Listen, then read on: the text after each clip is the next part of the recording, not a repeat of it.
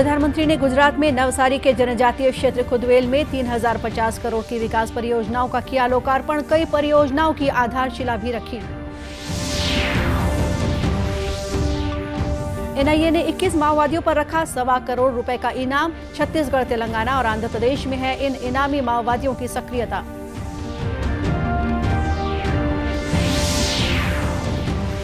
Bemetara police ने एक निजी अस्पताल से 5 लाख रुपए के इनामी माओवादी को पकड़ा। नाम बदलकर इलाज करा रहा था माओवादी कमांडर।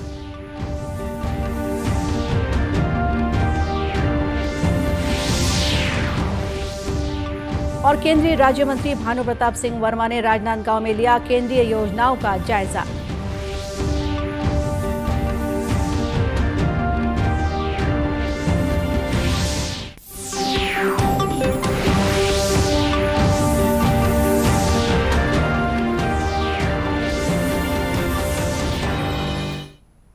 नमस्कार, आप देख रहे हैं दूरदर्शन समाचार। मैं हूं गोपा सान्याल और अब समाचार विस्तार से। प्रधानमंत्री नरेंद्र मोदी ने आज गुजरात में नवसारी के जनजातीय क्षेत्र खुदवेल में गुजरात गौरव अभियान के तहत 3050 करोड़ रुपए लागत की कई विकास परियोजनाओं का लोकार्पण किया और आधारशिला रखी। इन परियोजनाओं से क्षेत्र में जलापूर्ति में सुधार होगा, सड़क संपर्क बढ़ेगा और लोगों का जीवन सुगम बनाने में मदद मिलेगी। प्रधानमंत्री ने कहा कि एनडीए सरकार ने गरीब कल्याण और उन्हें बुनियादी सुविधाएं उपलब्ध कराने पर विशेष ध्यान दिया है। उन्होंने कहा है कि डबल इंजन वाली सरकार सबका साथ सबका विकास के मंत्र का पालन करते हुए पिछले 8 साल से इस गौरवशाली परंपरा को ईमानदारी से आगे बढ़ा रही है। इस गौरवशाली परंपरा को डबल इंजन की सरकार ईमानदारी से आगे बढ़ा रही है। आज मुझे 3000 करोड़ रुपए से अधिक के प्रोजेक्ट्स का लोकार्पण, शिलान्यास और भूमि पूजन करने का अवसर मिला है। ये सारे प्रोजेक्ट्स नवसारी, तापी, सूरत, वलसाड सहित दक्षिण गुजरात के करोड़ों साथियों का जीवन आसान बनाएंगे। बिजली, पानी, सड़क, स्वास्थ्य, शिक्षा और हर प्रकार की कनेक्टिविटी, इसके ये प्रोजेक्ट्स, और वो भी विशेष रूप से हमारे आदिवासी क्षेत्र में हो, तब तो वो सुविधा रोजगार के नए अवसरों से जोड़ेंगे।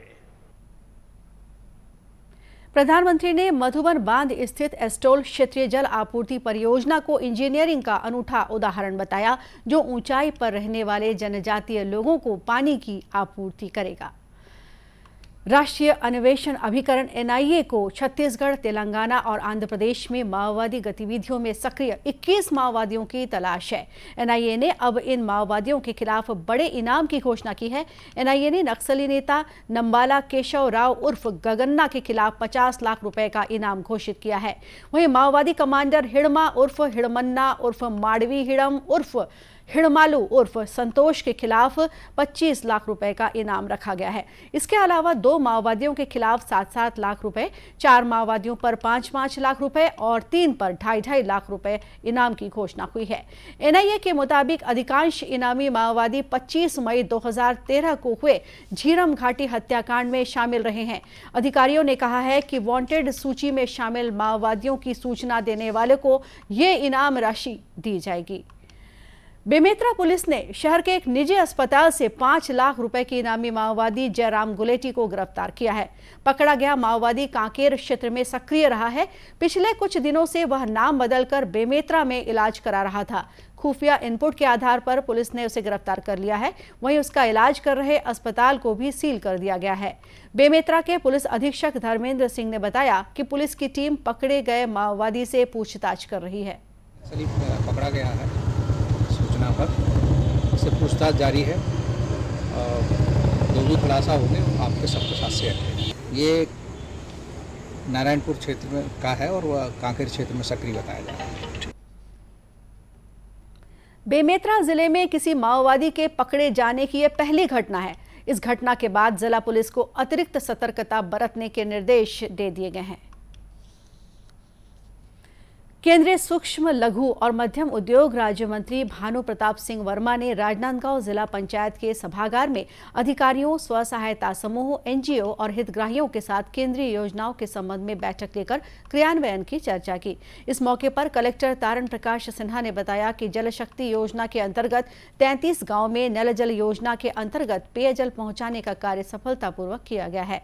बैठक के बाद मीडिया से चर्चा करते हुए केंद्रीय राज्य मंत्री भानु प्रताप सिंह वर्मा ने कहा कि कोरोना काल में प्रभावित छोटे एवं लघु उद्योग के उत्थान के लिए स्वनिधि योजना के अंतर्गत केंद्र सरकार ने 5 लाख करोड़ रुपए का प्रावधान किया है। हमारे जो बिंदु थे उन बिंदुओं की समीक्षा की है। विशेष रूप से हम लोगों ने तय भी किया है कि जल जीवन मिशन के अंतर्गत कुछ गाँव 32 गाँव जो पूर्ण हो गए हैं उनमें से धरातल पे जाके हम लोग चेक करेंगे। डीएम साहब भी हमारे साथ होंगे और अधिकारी भी होंगे और अन्य जो भी योजनाएं हैं उन्हें हम लोग जाके धरातल पे चेक करेंगे। और विशेष रूप से ये भी कहा कि अगर कहीं कोई दिक्कत आ रही है तो बताएं और किसी योजना में अगर कोई पैसा कहीं रुका है तो वो भी कागज हम लोग को दे जिससे हम सेंटर में जाके उस पैसे को रिलीज करा सकें और इस प्रदेश का चौमुखी विकास करा सकें। और नंदगांव हमारे राजनांदगांव के जो जिले के लोग हैं, जो गरीब से गरीब लोग हैं, उनके चेहरे पे कैसे खुशी आ सकती है, ये मिलकर हम लोग काम करें। केंद्रीय राज्य मंत्री श्री वर्मा आकांक्षी जिलों में कामकाज की समीक्षा के लिए कल शाम छत्तीसगढ़ पहुंचे थे। वे राजनांदगांव जिले में विभिन्न योजनाओं की समीक्षा और हितग्राहियों से संवाद के बाद कल दिल्ली के लिए रवाना होंगे। छत्तीसगढ़ में हसदेव अरण्य क्षेत्र में खनन परियोजनाओं का विरोध बढ़ता जा रहा है। हसदेव अरण्य बचाओ संघर्ष समिति ने प्रदेश के सभी जिलों में आंदोलन के विस्तार की घोषणा की है। आज रायपुर प्रेस क्लब में पत्रकारों से बातचीत में समिति के आलोक शुक्ला ने कहा कि जब तक वहां आवंटित खदानों को निरस्त नहीं कर दिया जाता तब तक आंदोलन जारी रहेगा। आंदोलन जिस तरीके से चल रहा है, आंदोलन यथावत आगे भी जारी रहेगा और व्यापक होगा। और ये खुशी की बात है कि हसदेव को बचाने की लड़ाई आज सिर्फ हसदेव की नहीं, पूरे छत्तीसगढ़ की बन चुकी है। तमाम वर्ग इसमें शामिल है। इसका समर्थन राष्ट्रीय और अंतर्राष्ट्रीय स्तर पर है। ये आंदोलन आने वाले दिनों में और व्यापक होगा। हसदेव अरण्य बचाओ संघर्ष समिति के लोग जिलों जिलों में जाके हसदेव बचाओ के सम्मेलन करेंगे। धरना यथावत जारी रहेगा जब तक हसदेव की खनन परियोजनाओं को निरस्त नहीं किया जाएगा। हसदेव का आंदोलन जारी रहेगा। छत्तीसगढ़ के कोरबा, सरगुजा और सूरजपुर जिलों के 1,70,000 हेक्टेयर में फैला हसदेव अरण्य एक समृद्ध वन क्षेत्र है। यहाँ के स्थानीय लोग कोयला खदानों की गतिविधियों का विरोध कर रहे हैं। भारतीय जनता पार्टी के भी इस आंदोलन के समर्थन में उतर जाने के बाद प्रदेश की राजनीति में ये मुद्दा केंद्र में आ गया है। छत्तीसगढ़ में पड़ रही भीषण गर्मी के बीच दुधावा जलाशय सैलानियों के आकर्षण का बड़ा केंद्र बनता जा रहा है।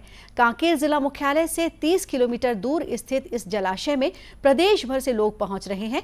यहां नौकायन सहित कई तरह के वाटर स्पोर्ट्स का सैलानी आनंद उठा रहे हैं। पहले भी आ चुका हूँ यहाँ दुधावा डैम में, लेकिन पहले बार भी आया हूँ जब से ये बना है। पहले की अपेक्षा काफ़ी कुछ सुधार हुआ है, डेवलप्ड हुआ है और बोटिंग की सुविधा भी है।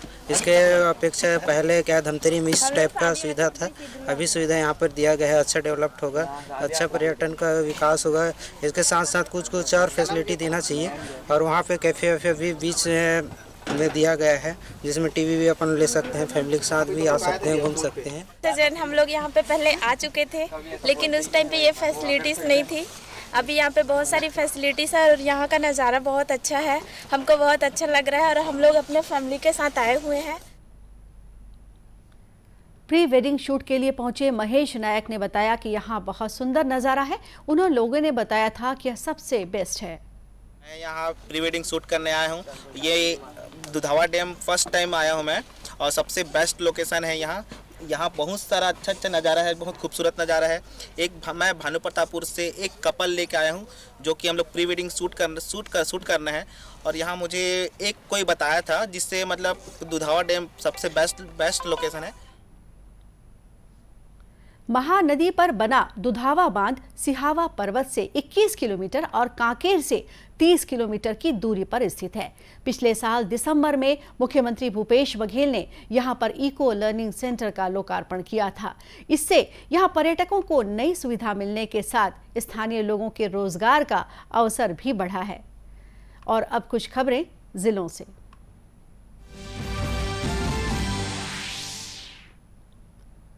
बस्तर पुलिस ने पिछले सप्ताह बडांजी थाना क्षेत्र के ग्राम घाट घनोरा में हुई डकैती के 9 आरोपियों को पकड़ लिया है। पुलिस का कहना है कि इन लोगों ने 4-5 जून की दरमियानी रात बलदेव बघेल के घर में डकैती की घटना को अंजाम दिया था। इस वारदात में आरोपी घर में रखे 30,000 रुपए नगद और 2 मोबाइल लेकर फरार हो गए थे। गिरफ्तारी के बाद आरोपियों के कब्जे से 5,300 रुपए बरामद हुए। पुलिस से डकैती में इस्तेमाल किए गए हथियारों, वाहनों और मोबाइल को जब्त कर लिया है। कबीरधाम कलेक्टर रमेश कुमार शर्मा ने आज सामुदायिक स्वास्थ्य केंद्र बोडला, लोहारा और प्राथमिक स्वास्थ्य केंद्र इंदौरी का जायजा लिया। इस दौरान उन्होंने मातृत्व स्वास्थ्य की सुरक्षा के लिए चलाए जा रहे विशेष अभियान के तहत दी जा रही सेवाओं के साथ साथ अन्य स्वास्थ्य सेवाओं की जानकारी ली। इस दौरान मुख्य चिकित्सा और स्वास्थ्य अधिकारी डॉक्टर सुजॉय मुखर्जी ने कलेक्टर को बताया कि जिले में जिला अस्पताल समेत कुल 22 स्वास्थ्य केंद्रों में प्रधानमंत्री सुरक्षित मातृत्व अभियान संचालित हो रहा है। यहाँ विशेषज्ञ चिकित्सकों द्वारा गर्भवतियों का नियमित फॉलोअप लिया जा रहा है। इस दौरान हाई रिस्क प्रेगनेंसी का चिन्हांकन करके उनके प्रसव डेट के आसपास अस्पताल में भर्ती करवाकर सुरक्षित संस्थागत प्रसव करवाया जा रहा है। महासमुंद जिले के बागबहारा क्षेत्र में एक तेंदुए का आतंक देखा जा रहा है। तेंदुए ने बीती रात बकमा निवासी वसीम रजा के घर के पास बंधी 5 बकरियों को मार दिया। सूचना पर पहुंची वन विभाग की टीम ने घटनास्थल की जांच की। बताया जा रहा है कि वन विभाग की ओर से इस मामले में मुआवजे का प्रकरण बनाया जाएगा। वन विभाग ने आसपास के गांव कोटरी पानी, मनबाय, टोंगो पानी में मुनादी से तेंदुए की मौजूदगी की सूचना देना शुरू कर दिया है। लोगों से सतर्कता बरतने को भी कहा जा रहा है। और अब अंत में मुख्य समाचार एक बार फिर।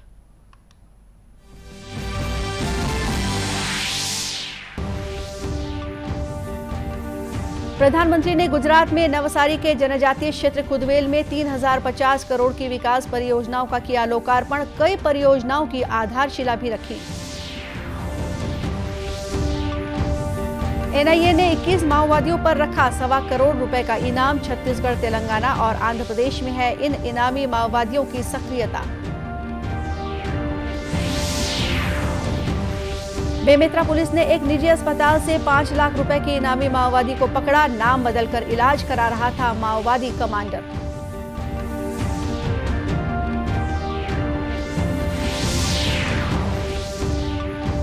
और केंद्रीय राज्य मंत्री भानु प्रताप सिंह वर्मा ने राजनांदगांव में लिया केंद्रीय योजनाओं का जायजा।